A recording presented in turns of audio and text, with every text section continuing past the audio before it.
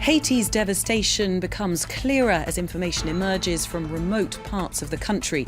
Almost 900 people are now said to have died, and some 350,000 are in urgent need of aid. Morocco's ruling Islamist party declared winners in parliamentary elections. The PJD has been in power since the Arab Spring 5 years ago. And Donald Trump issues a video apology over footage in which he talks in vulgar terms about his sexual advances on women. Senior GOP figures are distancing themselves from the Republican candidate ahead of the second presidential debate. Hello to you, and thanks for joining us here on France 24. I'm Belle Lupton, here for you with today's Live from Paris. Let's begin in Haiti, where the extent of the devastation caused by Hurricane Matthew is just starting to emerge. We're getting information from remote areas of the island that had been cut off by the storm. The death toll has soared to at least 877, and 350,000 people are in urgent need of humanitarian assistance. Our team is there and sent this report. It's destruction akin to a war zone. Only 20% of homes in the town of Jérémie in Haiti's southwest are still intact. For several days after Storm Matthew hit on Tuesday, the town's 30,000 residents were completely cut off. Now aid is trickling through, and this man, the director of the main telecommunications network in Haiti, was one of the first to arrive. Hurricane Hazel, which hit in 1954, was the last major cyclone they had here. All the elders of the city said this one was more devastating.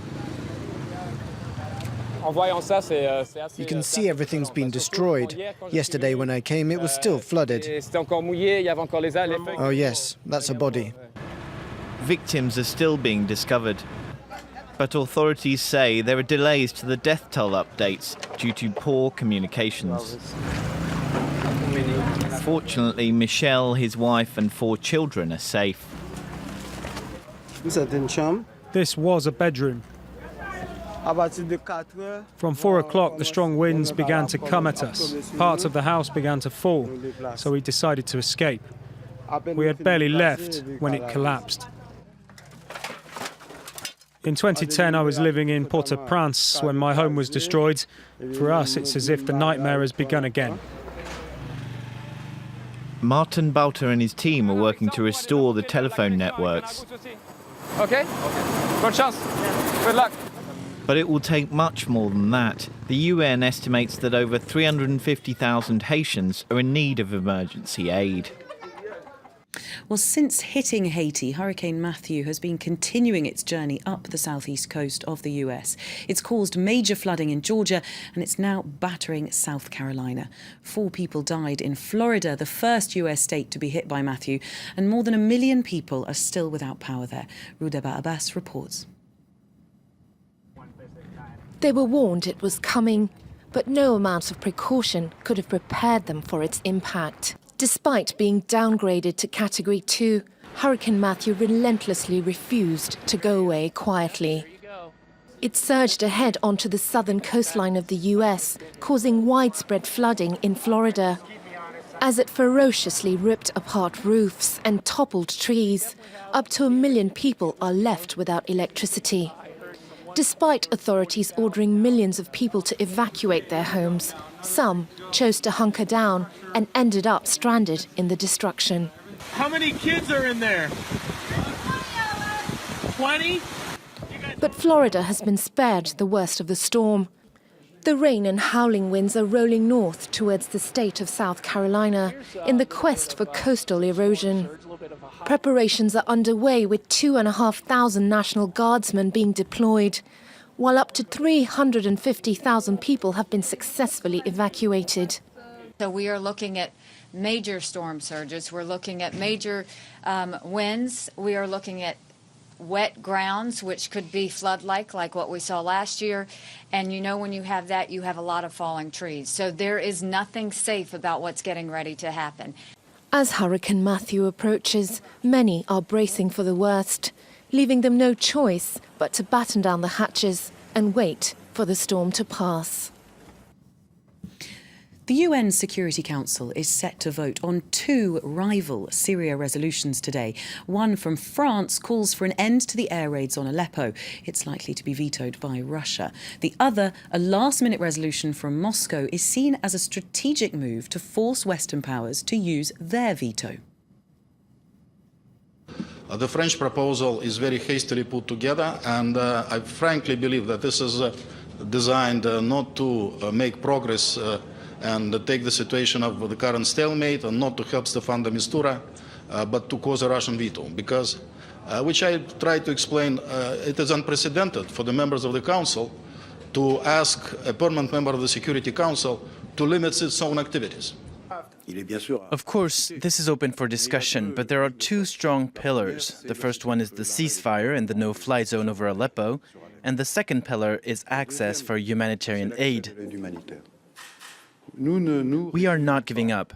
Just like Stefan de Mistura, the special representative of the United Nations, said, we cannot accept that Aleppo be destroyed by Christmas.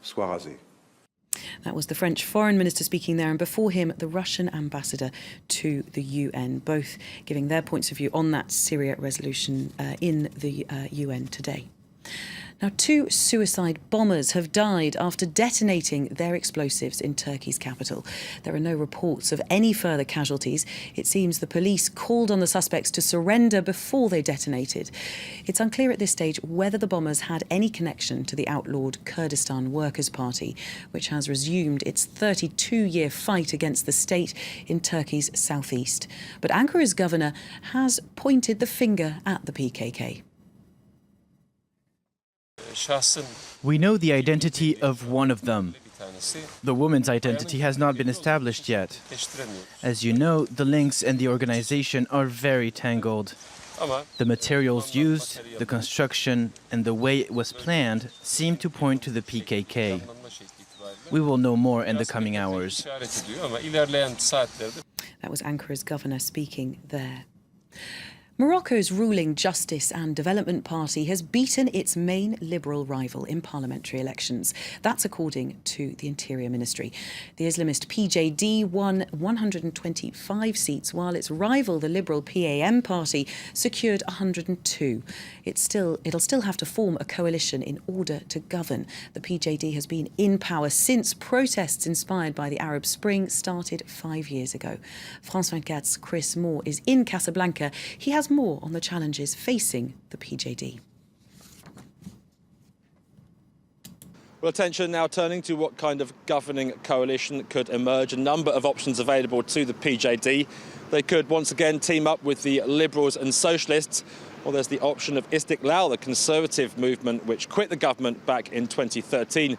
It's been another strong performance from the Islamists. They've been looking to build their reputation as a clean party, the anti-corruption party, one which is capable of passing what they say are prudent liberal economic reforms. As such, they've built up a loyal following among Morocco's urban middle classes. Their success also based on their willingness to work within the confines of the system, a system which still places so much power in the hands of the royal household. Their message has long been that we're not here to challenge that authority, we are simply here to govern. And that sets them apart from a number of other Islamist political parties and political parties in general who've simply boycotted the election process. In terms of staying away from the polls, a large proportion of the electorate also doing that, with turnout as it was back in 2011, below 50%. Chris Moore there in Casablanca. Polls have opened in Georgia in parliamentary elections. It's a tight race between two pro-Western parties. The ruling Georgian Dream Party, led from behind the scenes by billionaire ex-Prime Minister Bidzina Ivanishvili, is grappling with the United National Movement, founded by exiled former President Mikhail Saakashvili. The vote is seen as a test of this former Soviet republic's stability. Georgia is seeking EU membership, and observers say they'll be watching the election closely. We are absolutely interested in the stability of the Georgian democracy. Georgia is a stable country in a very stormy surrounding, and we, the Europeans, are completely committed with the stability of your country. And part of this mission is to come here to monitor the election, to assure the Georgian people and the community, the international community, that you are conducting free and fair elections. For that, we have a lot of data. We have to prepare our statistics. Time for a look at some other stories we're keeping an eye on here at France 24. An anti-India protest march in Kashmir has turned violent, with police and soldiers firing warning shots and tear gas on demonstrators who threw rocks. The protesters were carrying the body of a young boy killed in similar protests on Friday night. He's to be buried in Srinagar. Kashmir has seen a swell in anti-Indian sentiment and protests, sparked by the killing in July of a popular rebel commander. More than 80 civilians have been killed and thousands injured in the country since then, which is claimed by both India and Pakistan. Residents of Japan's main southern island of Kyushu have seen the first eruption of Mount Aso in 36 years. The volcano spewed ash 11 kilometres into the sky, prompting warnings of falling ash in the surrounding area. Police say there have been no reports of injuries, but up to 29,000 households briefly lost power in the hours after the eruption. Staying in the US now, let's turn to that video apology from Donald Trump over footage that shows him bragging about his sexual exploits back in 2005. In his apology, he says he was wrong and will work on being a better man tomorrow.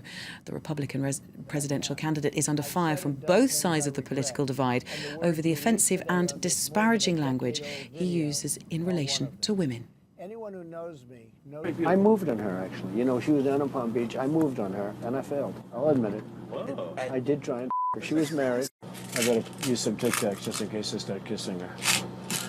You know, I'm automatically attracted to beautiful. I just start kissing them. It's like a magnet. You just kiss. I don't even wait. And when you're a star, they let you do it.